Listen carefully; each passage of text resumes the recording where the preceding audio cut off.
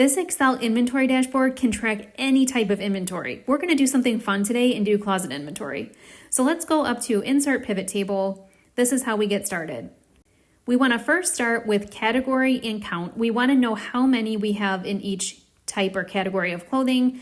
And so we've inserted that. And now let's go to change our style. Let's make this like a gray and black type of color. We're going to go with a pink, gray, and black theme, but you can pick anything you want.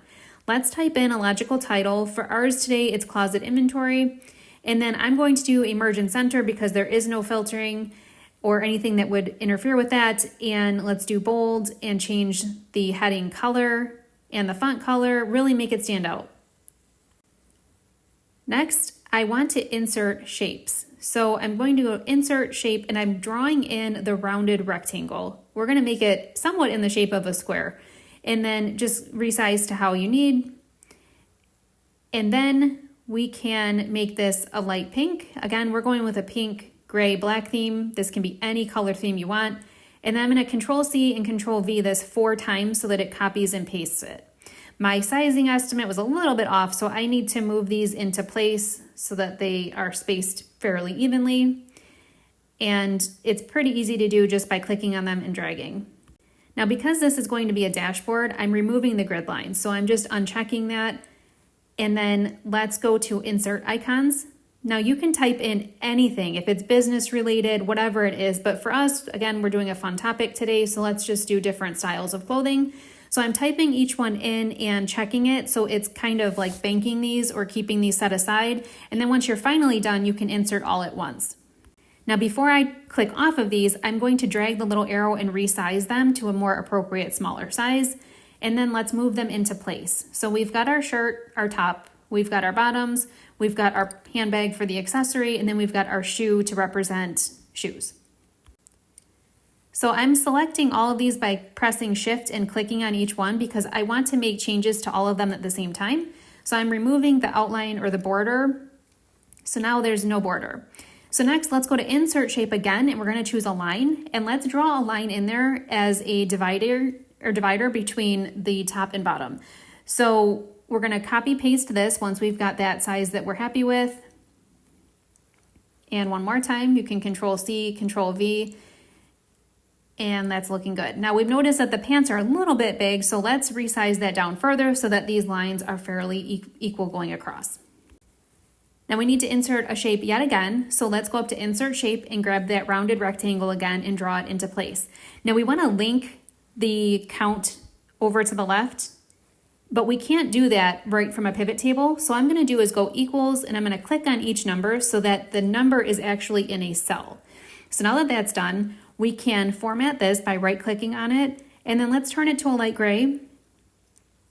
And then if you click on the shape there, you can change this to a bevel so it looks more like a button, which I think is kind of neat. And then again, let's Control C, Control V, because we're going to copy and paste this 4 times, and we want to move those in place so that they're pretty lined up.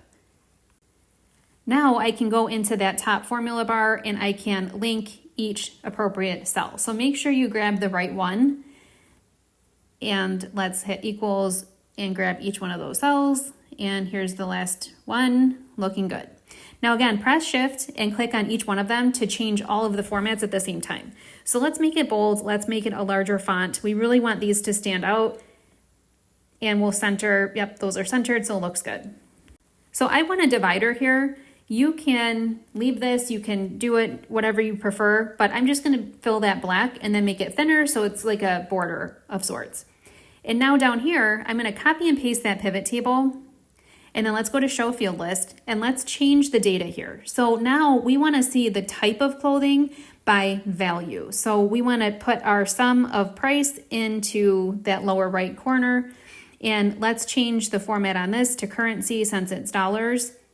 Hit OK, and much better.